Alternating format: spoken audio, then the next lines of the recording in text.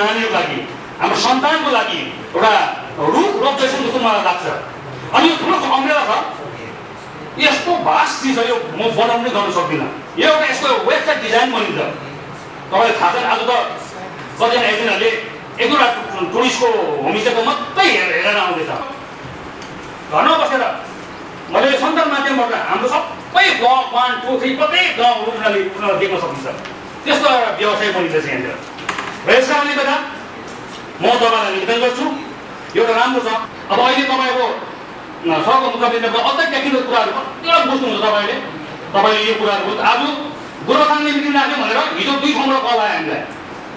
हामी पनि मिटिङ राख्छौँ, एकदम छिटो छिटो छिटो छिटो भन्दै सुनायो, बुझेछ कतिजनाले। छिटो मिटिङ मैले भने 30 तारिकसम्म चाहिँ हाम्रो मिटिङ हुँदैन, किनभने हामीसँग सर हुनुहुन्न, उहाँ बाहिर जानुहुन्छ र 30 तारिक बादमा तपाईँले मिटिङ कल गर्न सक्नुहुन्छ भनेर यसरी मैले उहाँलाई सम्झाएँ। होइन हुँदैन, हामीलाई त 26 तारिक आइहाल्छ छिटो भन्दै सुनायो। अनि त्यही कुरालाई जब बोकेर उहाँले आफ्नो दर्शनको रूपमा ल्याउनुभयो र आज एउटा यो सभाको रूपमा परिणत भइसकेको छ र यसको लागि म विशेष गरी उहाँलाई धन्यवाद दिन चाहन्छु। अनि हामी आजको यो टुरिज्म कोअपरेटिभ सोसाइटीको फर्मेसन अनि यसको के कति कुराहरू र यो किन कसरी कस्तो प्रकार हुन्छ इन द ईयर 2008 और वो पहला जो फिल्में जो मैं घूमने आया था एज टूरिस्ट, वो स्टार्ट हुआ था कालिम्पोंग डिस्ट्रिक्ट में और मेरा पहला विजिट था लाभा और पॉपुलर डेस्टिनेशन तभी बन गए थे वो लाभा, फिर लोलेगांव, ऋषभ, ये सब जगह मैंने घूमा था। और जब घूम के वापस जा रहे थे वो रास्ता हम लोगों ने लिया था ये गोरुबथान, और ये रास्ता इतना अच्छा लगा हम लोगों को कि हम लोग 4 दोस्त मिलके आए थे और जिस गाड़ी में हम लोग जा रहे थे उस गाड़ी के अंदर में नहीं बैठे थे, गाड़ी के ऊपर चढ़ गए, क्योंकि इतना अच्छा रोड, इतना सीनिक ब्यूटी, टी गार्डन, उसके ऊपर क्लाउड, हिल के ऊपर नीचे चेलखोला, ये सब देखने के लिए वो गाड़ी के अंदर बैठना मेरे लिए इतना इजी नहीं था, इसलिए गाड़ी के ऊपर चढ़ गए थे हम लोग और गाड़ी के ऊपर चढ़ के डामटिंग तक गए। तो ये जो जर्नी था, ये जर्नी मुझे इतना अच्छा लगा। तब जब रुके थे उधर फॉरेस्ट डेवलपमेंट कॉर्पोरेशन का जो कॉटेज था लाभा में, उधर रुके थे, सुंदरलेखोला में रुके थे, वही फॉरेस्ट डेवलपमेंट कॉर्पोरेशन में। लाभा में जब रुके थे फॉरेस्ट डेवलपमेंट कॉर्पोरेशन, सुंदरलेखोला, लोलेगांव, सभी जगह फॉरेस्ट डेवलपमेंट कॉर्पोरेशन का कॉटेज था, उधर रुके थे। और एक ही जगह सिर्फ ऋषभ, उधर कोई ऐसा गवर्नमेंट का एकोमोडेशन नहीं है, इसीलिए हम लोग ने एक होम स्टे में रहे थे उस टाइम। तो बुकिंग कैसे हुआ था उस time? West Bengal forest development corporation का ऑनलाइन बुकिंग तब भी चालू नहीं हुआ था। हम लोग उन लोगों का जो कोलकाता में ऑफिस है West Bengal forest development corporation का, स्टेट गवर्नमेंट का एक स्टैट्यूटरी ऑर्गेनाइजेशन, तो उस ऑफिस में जाके हम लोग ने बुकिंग किए थे। और ऋषभ का बुकिंग करने के लिए हम लोग गए थे एक एजेंसी के पास बालीगंज में, बालीगंज में। और जाने के बाद वही उस शाम मतलब 2008 में ये ऋषभ का एक होम स्टे, उसका नाम भी मुझे याद याद है, कंचन व्यू होम स्टे।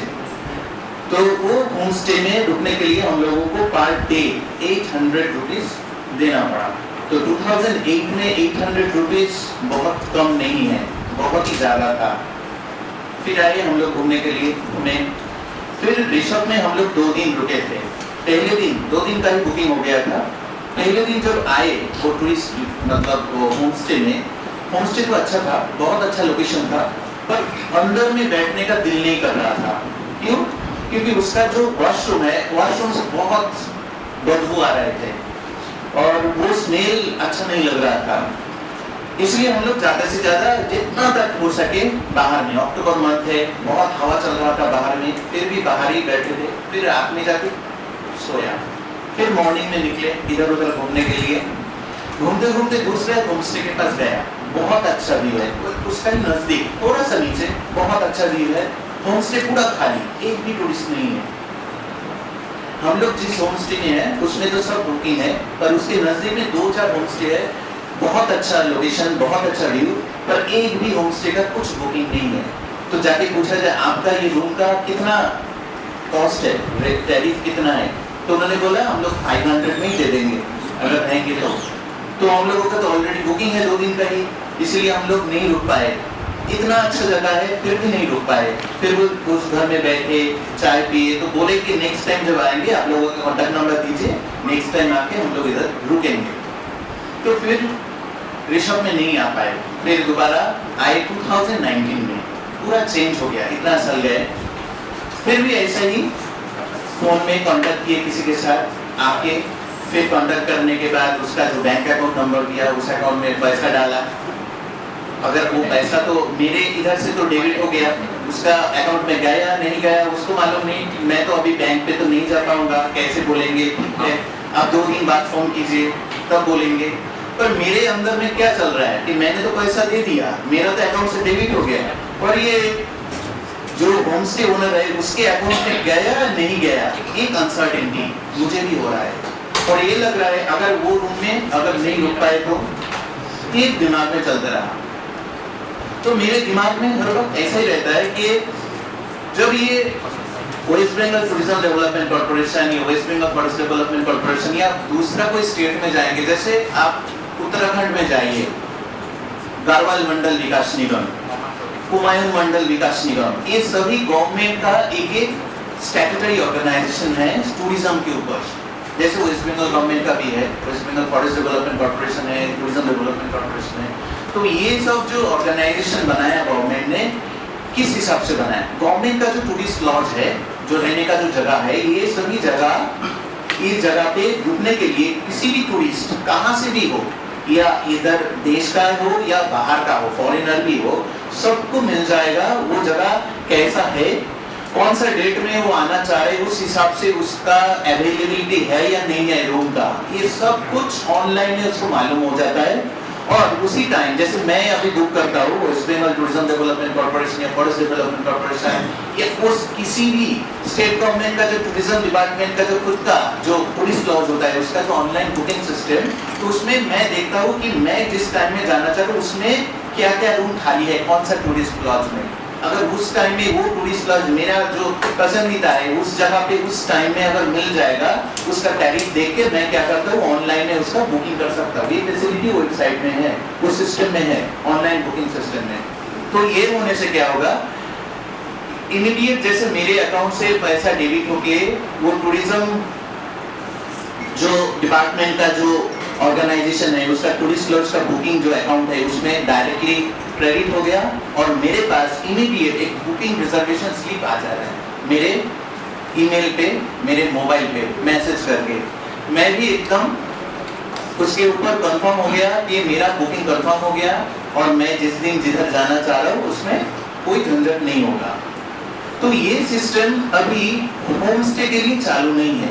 किसी किसी जगह किसी होम स्टे किसी होटल कभी करते हैं, कौन सा जगह से, आइदर किसी xyz.com ऐसा वाला कुछ वेबसाइट बनता है, उधर से बुकिंग होता है, और क्या हो सकता है कोई एजेंट मिडिलमैन।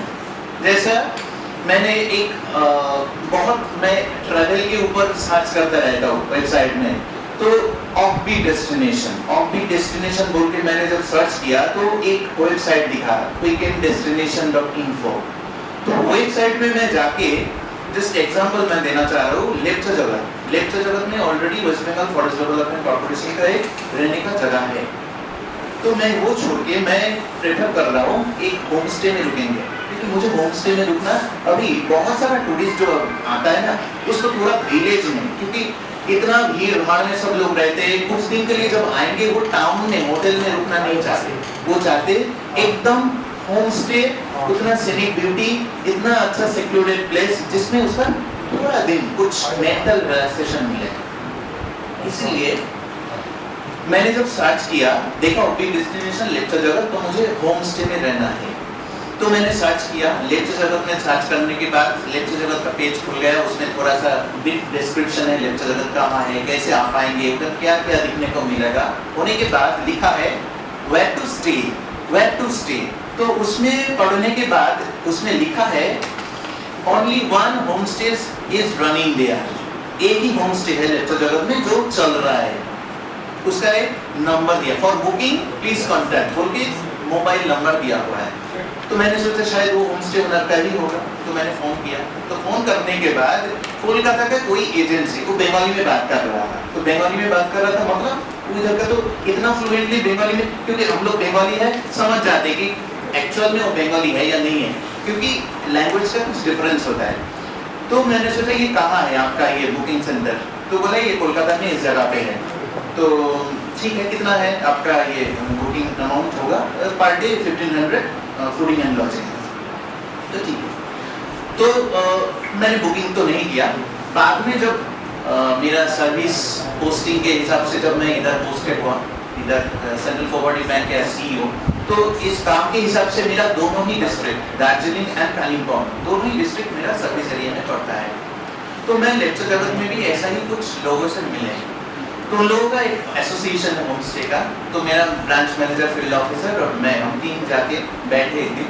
तो मैंने पूछा आपका इधर कितना होम स्टे है, तो रास्ते में तो दिखाई देता है कितना होम स्टे उधर है।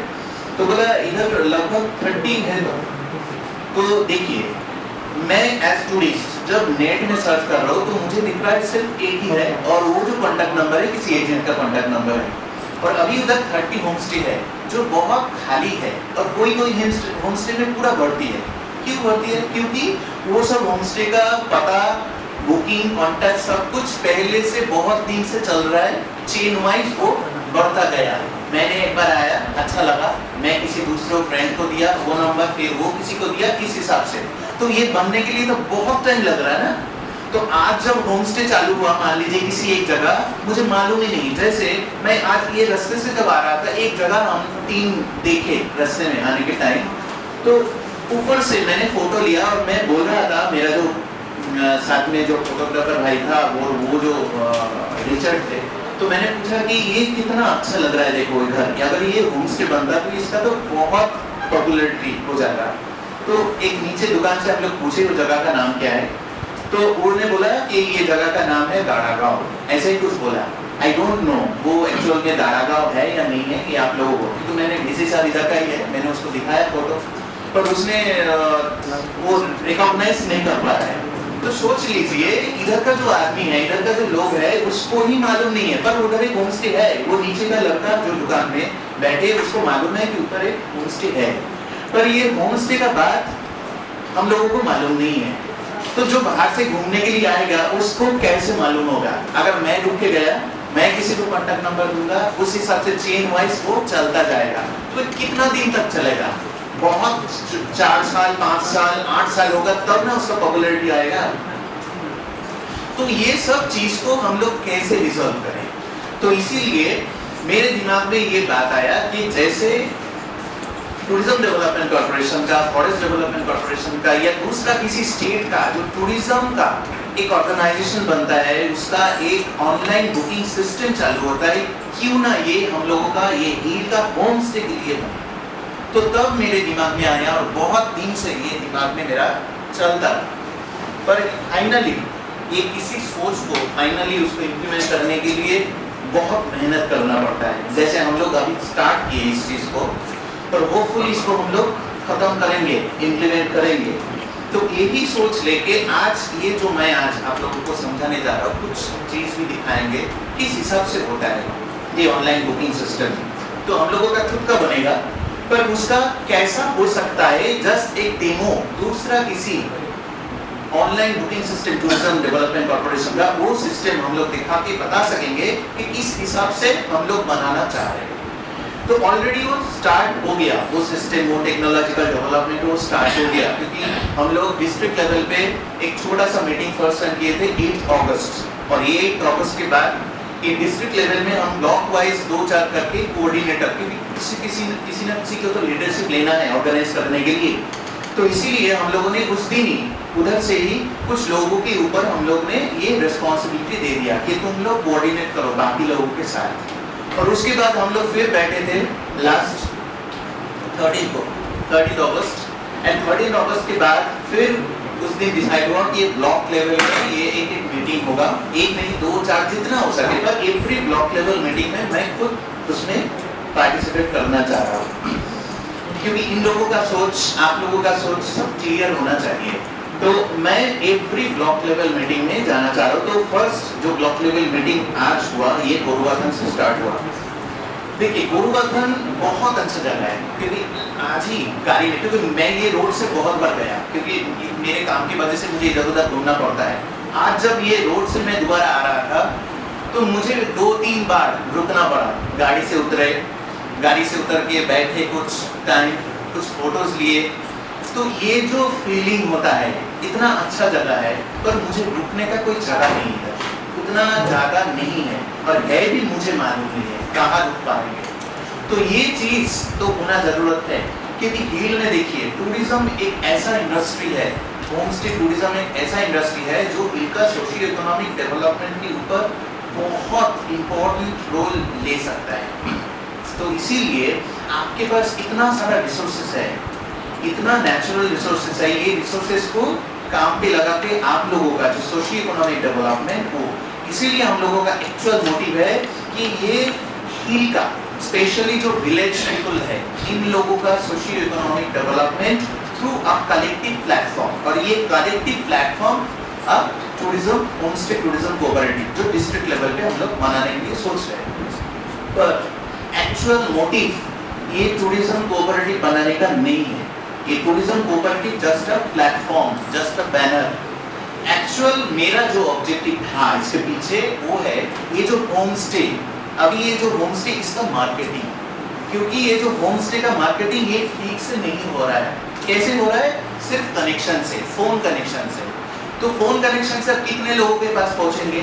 अगर आपका एक खुद का ऑनलाइन पोर्टल हो, खुद का एक ऑनलाइन पोर्टल से ऑनलाइन बुकिंग सिस्टम चालू हो, तो आज जो होम स्टे चालू हो रहा है वो तो कल से ही उसका मार्केटिंग स्टार्ट हो जाने का एक मतलब रास्ता खुल गया, क्योंकि उसका वो मार्केटिंग के लिए किसी के पास कांटेक्ट पहुंचना, चेन करके कनेक्शन रेडी करना, इसका तो जरूरत तो नहीं है।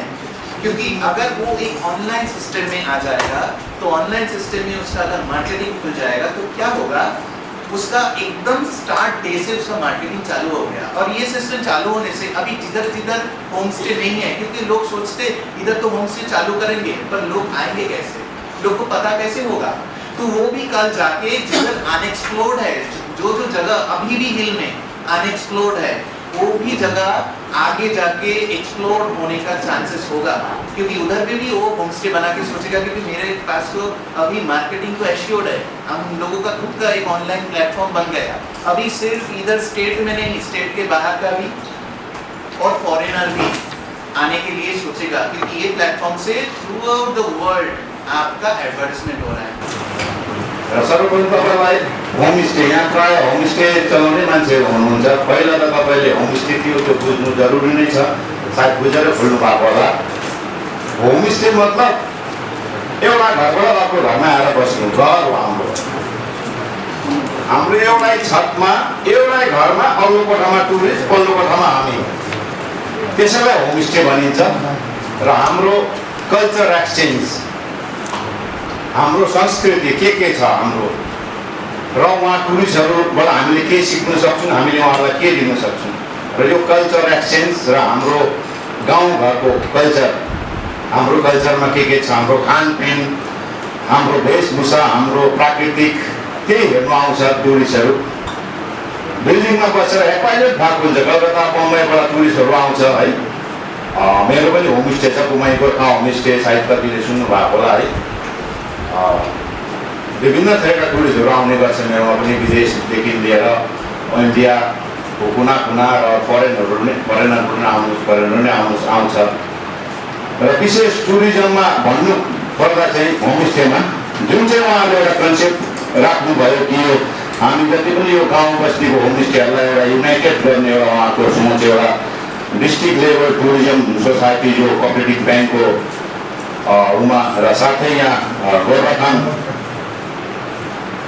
टुरिज्म डेभलपमेन्ट सोसाइटी र कोअपरेटिभ ब्याङ्कको उहाँ सिइओ साहबहरूको आफ्नो प्रयासमा यो जुन चाहिँ एउटा सभा राख्नुभयो, जुन चाहिँ हाम्रो एउटा होमस्टेको सबैलाई एउटा युनाइटेड गर्ने एउटा समय दिनुभयो, र उहाँ सबैलाई मेरो हृदयबाट धन्यवाद छ।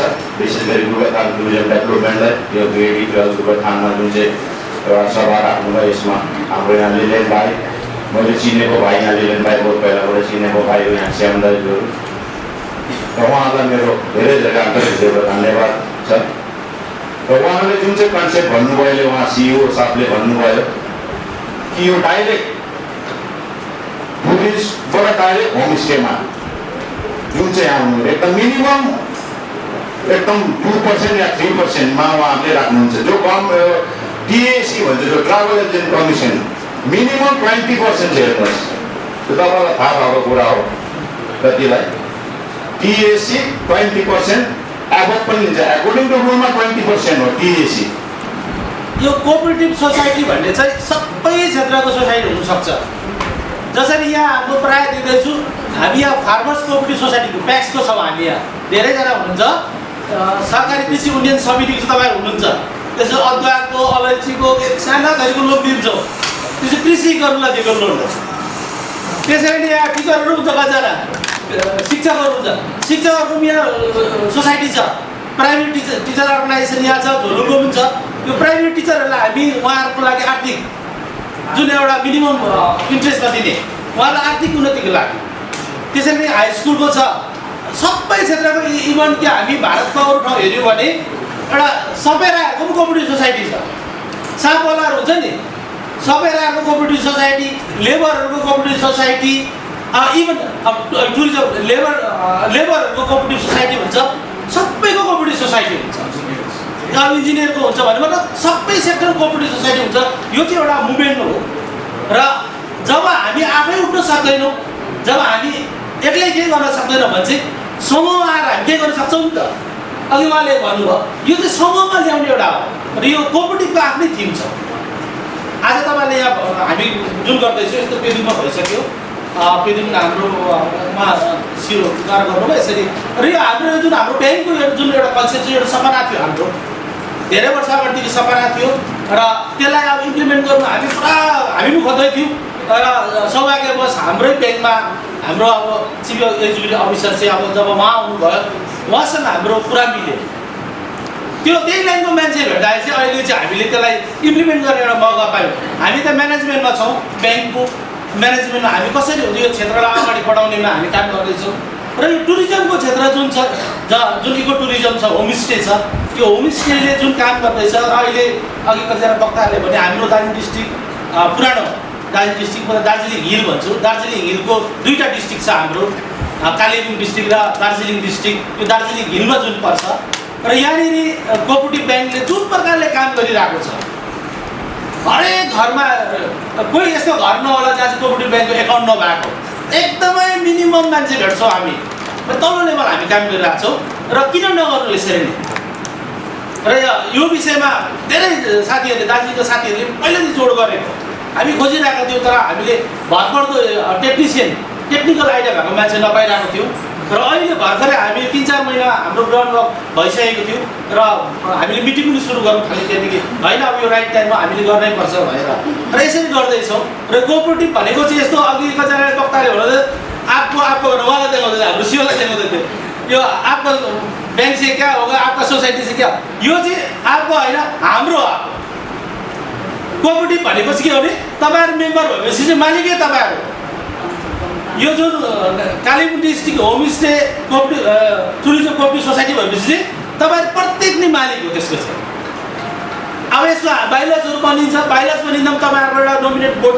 मैले अघि डाइरेक्टर भन्यो अब चाहिँ हुनुहुन्छ हाम्रो एआरसिएस डाइरेक्ट माथि कालेबुङ डिस्ट्रिक्ट लेभलमा बनिँदैछ त्यसले गर्दा एआरसिएस कालेबुङ छ र त्यहाँ सिडीहरू यसरी बसेर उहाँ हाम्रो सिओ आफै पनि एआरसिएस लेभलको अफिसर हो यहाँ हाम्रोमा आउँदा उहाँ सिओ घर आउनु भएको त उहाँ एआरसिएस हो डाइरेक्टरेट हो र यसरी बसेर यसको एउटा हाम्रो के भनिन्छ संविधान भनिन्छ कुनै पनि सङ्गठनको संविधान भनिन्छ कोअपरेटिभ त बाइलज बिना त चल्दैन त्यही भित्र सबै हालिन्छ तपाईँहरूले राखेको शङ्का उपशङ्का जिज्ञासाहरू अब जति पनि थियो त्यो सबै त्यो बाइलजको पानाहरूमा हुन्छ कसरी मेम्बर हुने कसरी प्रतिनिधि अब यो गोरुबथान यत्रो क्षेत्र छ कालेबुङ डिस्ट्रिक्ट भने थुप्रो हाम्रो ब्लकहरू छ एउटा ब्लकबाट कतिजना चाहिँ डाइरेक्टर भन्छ डाइरेक्टर भनेको निर्देशकहरू त्यो निर्देशकहरू लिएर चाहिँ एउटा बोर्ड बनिन्छ जसरी म अहिले दार्जिलिङ डिस्ट्रिक्ट सेन्ट्रल कोअपरेटिभ ब्याङ्कको गोरुबथानको म हो डल्लै गोरुबथानमा म छु डिस्ट्रिक्ट लेभलमा अब त्यस्तै अब म चाहिँ प्याक्सबाट हो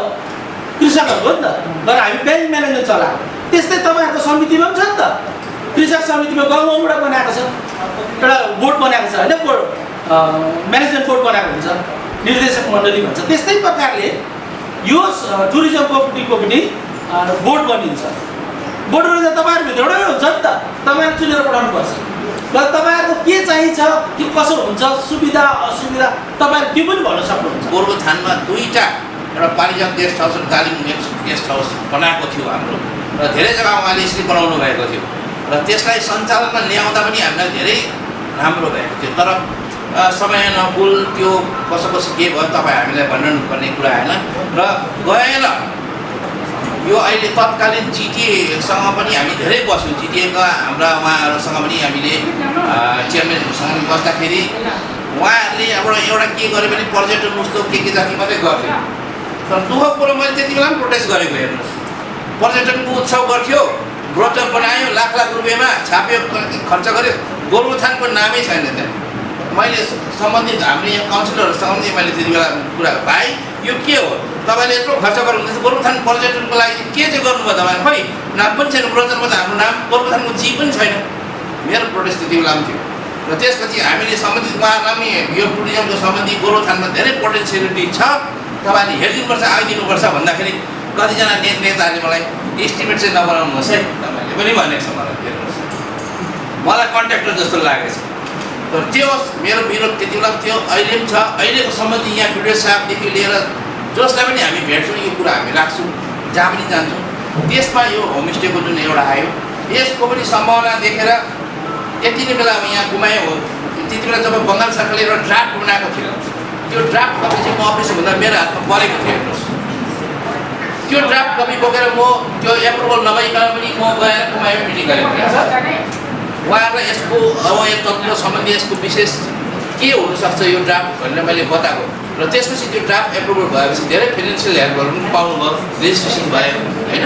त्यसमा पनि यो वेबसाइटको कुराहरू थियो इत्यादि इत्यादि इत्यादि।